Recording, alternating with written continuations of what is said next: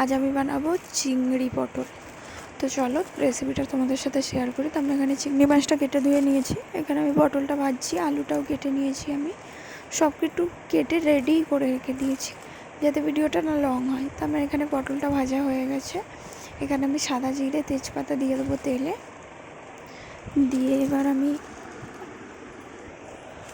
এখানে আমি ধনে পাতাগুলোও কেটে রেখে দিয়েছি, কারণ আমি টমেটো পেস্ট করে নিয়েছিলাম, টমেটোটার পেঁয়াজটা আলাদা পেস্ট করেছিলাম, এবং আদা রসুনটাও পেস্ট করে নিয়েছিলাম, সেটাও একসাথে দিয়ে দিলাম। দিয়ে এবার এখানে আমি নুন, লঙ্কা গুঁড়ো, হলুদ গুঁড়ো, জিরে গুঁড়ো, ধনে গুঁড়ো দিয়ে দেবো, যে আমি দিয়ে দিয়েছি। দিয়ে এবার আমি একটু ভালো করে কষিয়ে নেবো তেল ছাড়া অবধি। তো এবার আমার এখানে তেল ছাড়া হয়ে গেছে, এবার এখানে আমি আলুগুলো অ্যাড করে দেবো।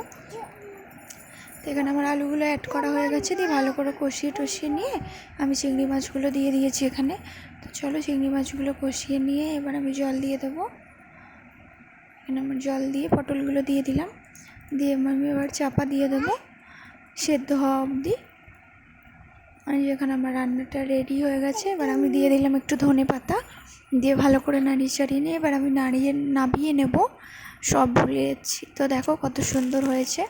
তো তোমরাও বলো কেমন হয়েছে, দেখেছো কত সুন্দর লাগছে। এখনকার মতো টাটা, বাই বাই।